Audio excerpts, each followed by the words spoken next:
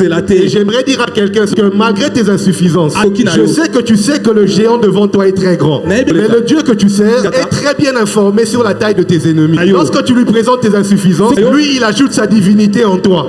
Parce que notre Dieu ne fuit pas devant l'adversité, mais il affronte devant l'adversité. Mais avant que ceux qui l'envoient affrontent l'adversité, il veut se rassurer qu'une portion de sa divinité affecte l'esprit humain de cette personne afin d'incarner sa puissance sur la terre. Pendant que je parle, je lève ma main dans le ciel et je chasse de ta vie, de tes pensées et de ton esprit, l'esprit de peur, guette et qui t'envahit. Parce que celui qui est en toi est plus fort que Pharaon, est plus fort que les Amoréens, est plus fort que les Égyptiens, plus fort que Goliath. Celui qui est en toi est plus fort que la pauvreté, celui qui est en toi est plus fort que la maladie. Deviens ce que l'éternité a déjà décidé que tu sois. Pour Gédéon, c'était vaillant héros pour le plus petit de sa famille. Pour Jérémie, c'était un prophète au lieu de l'enfant qu'il pensait qu'il était. Pour Moïse, c'était Dieu au-delà de la personne qui ne savait pas parler. Pour toi, par droit d'onction, je déclare que tu es Dieu devant la maladie. Je parle à cette ordonnance et je lui dis que la personne qui la tient dans sa main n'est pas un être formé, une entité spirituelle créée. Et la Bible dit que ce que vous allez lier sur la terre sera lié au ciel, et ce que vous allez délier sur la terre sera délié dans le ciel. Alors aujourd'hui, dans Hanouka 2026, j'ouvre les portes de ta santé. Réveillez-vous à la réalité. Réveille-toi. Soubeaka, rise up. Nous voulons ce Dieu-là. Alléluia. Si c'est la même onction, c'est le même Dieu d'Abraham, d'Isaac, Dieu de Jacob. Allons tous à la montagne. Sois prêts, nous allons partir sur la montagne. Wake up! Réveille-toi. Wake up! Oh la rama cobra tana se la ramando se cabra.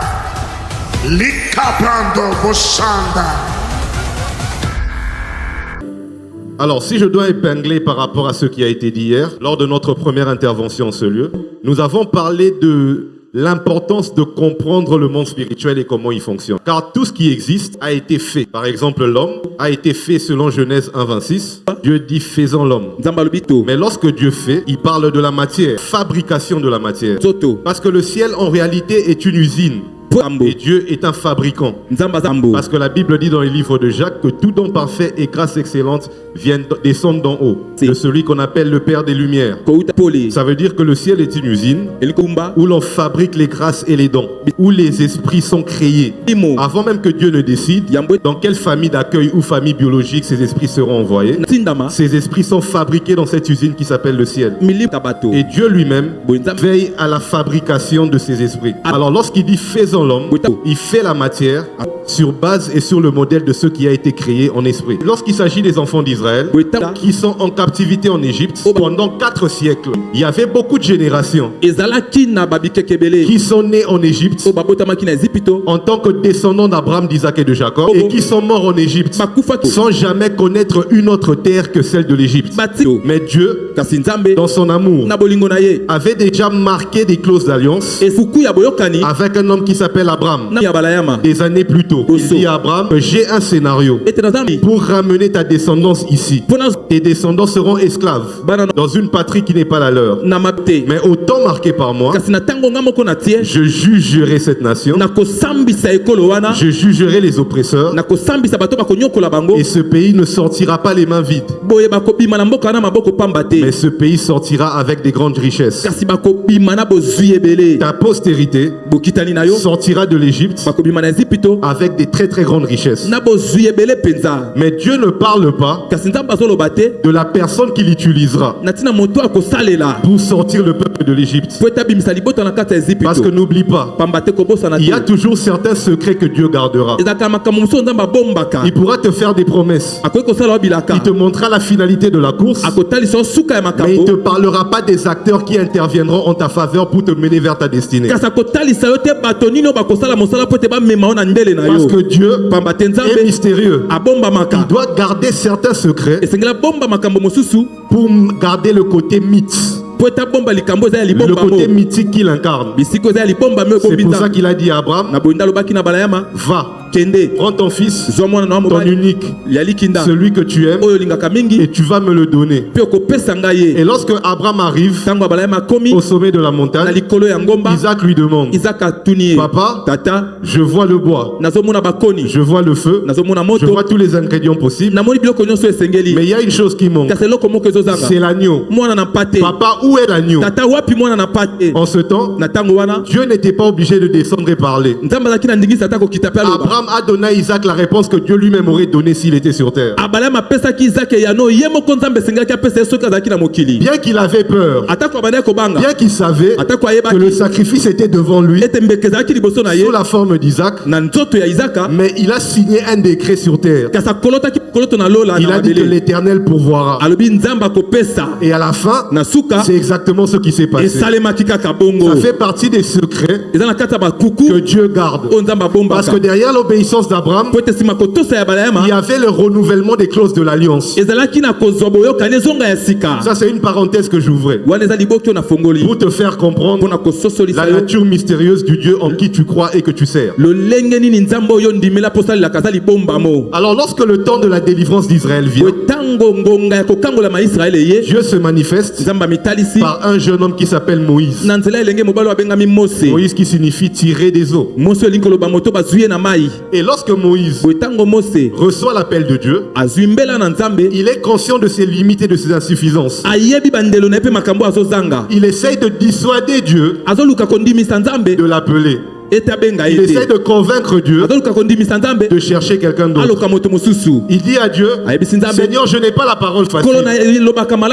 Et Dieu dit, il lui donne une réponse qui va à l'encontre de ses attentes.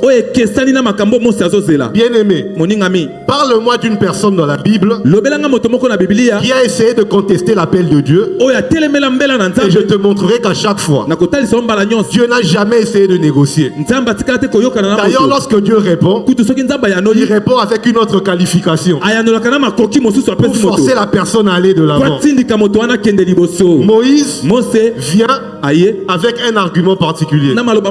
Il dit, je n'ai pas la parole facile. Dieu n'a pas dit, j'enverrai des anges pendant la nuit, j'enverrai un ange pour travailler sur ta langue, sur ton éloquence.